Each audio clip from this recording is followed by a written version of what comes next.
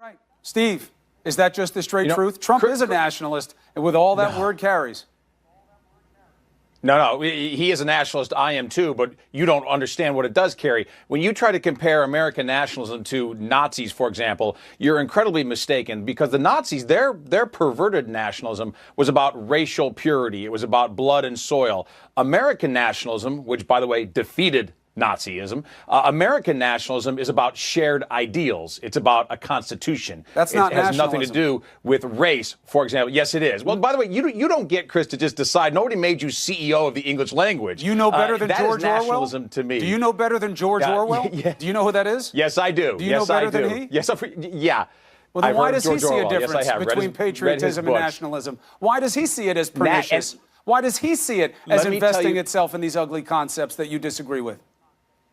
Right. My guess is he was talking at that time about specifically the Nazis. But what I'm telling you is that American nationalism, which has been a great force for good in this entire world, is about shared values. It's about our Constitution. It's about our flag. Then why doesn't he just say patriotism? Sometimes it's easier. Sometimes it's easier to describe something. Let me tell you why. Because sometimes it's easier to describe something by what it is not. And what it is not, and it's the opposite of, is globalism. And what Trump reacted against, and our 2016 movement reacted against, was the globalism, which was all too often taking control of America, where elites of political and media elites in places like Davos and the United Nations were making decisions for our country rather than Americans. And many of those same elites are more comfortable, quite frankly, with people from Paris, France, than they are from Paris, Texas. So American nationalism says you see, this Paris, is what Texas we see. Right. first. So, Anna, it seems like he's making the case that you were making.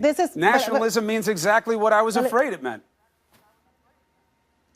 Listen, I think nationalism is a dog whistle for white nationalism. I think that's why Donald Trump said that there were people telling him he shouldn't say it. He knew exactly the message he was sending. And we see this, from people who want to justify and enable Donald Trump over and over again. When we see him mocking a reporter, they say he was, I don't know, dancing the Macarena.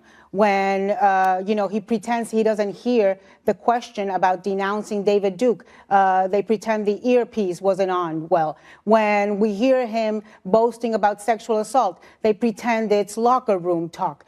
This is what happens over and over and over again. But his base understands this clearly. He sent the message clearly. That's why he said, why else would he say, I'm not supposed to use this word? He knows what he is doing. And what drives me crazy is that instead of talking about the red tide in Florida, instead of talking about the murder and cover-up that the U.S. is allowing the Saudi Arabian government to perpetrate on Jamal Khashoggi's murder, after we saw the son being forced into saluting the royals there today, we are talking about this, another shiny object that Trump throws and that we have to react to, because how don't you react when the president of the United States goes out and calls himself practically, a racist?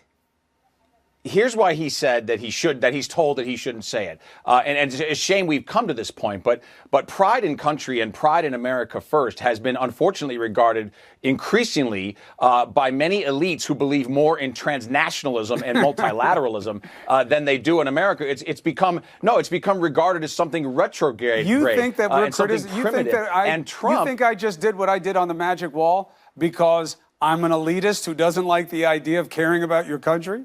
That's why you think I did it, Steve? Well, the fact that you tried to ascribe American nationalism, that you tried to compare it to Nazi nationalism, tells me that you don't understand it at all. Did I actually use the word Nazi? I don't believe I did, and there's a reason I didn't. But also, let me tell you something. There's no such thing as American nationalism. There's just nationalism. Okay? Well, there sure and is. it's attached itself to different cultures. There is American If you want to nationalism. redefine it, that's fine. But let me give you a pro tip from politics. And don't use nationalism and try to redefine it. Find a new word, okay? Enlightened American Chris, nationalism why would has they been take a that great pro force tip for good when for the creating world. cultural wars? Chris, why would they take that pro tip when dividing America, when fabricating culture wars, when making it them versus us has worked for Donald Trump in the past? He's going back to his old playbook, man. No. There's nothing new here.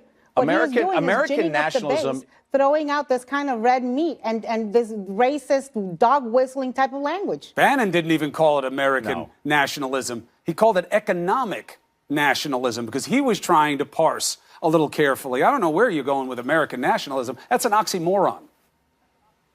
No, it is not. American nationalism is about individualism. It's about free enterprise, about tolerance. It's about America's leadership in the world. And it's about a country that is not based on race, that's not blood and soil, a country based on ideals. And it's about also rejecting the idea that America, as the superpower of the world, should submit to the will of multilateralism. We've done that too much, whether it's bad trade deals, unfair security deals. And it's about America saying that the world is actually better off, by the way, when every country puts itself first. Britain first, Austria first, Mexico first. There's actually, ironically, more harmony, more prosperity and security for the world when we follow those paths of enlightened self-interest rather than trying to rely on multilateral structures that has to benefit do the with elites. Nationalism. Even when you put a positive spin on it, it's always about, through force, putting your ideals on others, whether they want it or not, and subverting others. That's what nationalism is. And it's interesting, you know, you raise a point. George Orwell said another aspect of nationalism, maybe you're right, maybe you guys are nationalists, is flagrant dishonesty, that they will flood the zone with dishonesty because they're so sure they can convince people of what they believe to be true. Maybe that's what we're seeing with the president, Anna, in these last stretch to the midterms. What are we forcing on others? A false definition of nationalism, fears others. about foreigners, fears about what's coming in the caravan, lies about what's happening in this country, about fraudulent voters, about riots that don't happen. I can't even remember all of them because you're flooding the zone. I'm out of time. Anna, thank you very much. Protecting borders.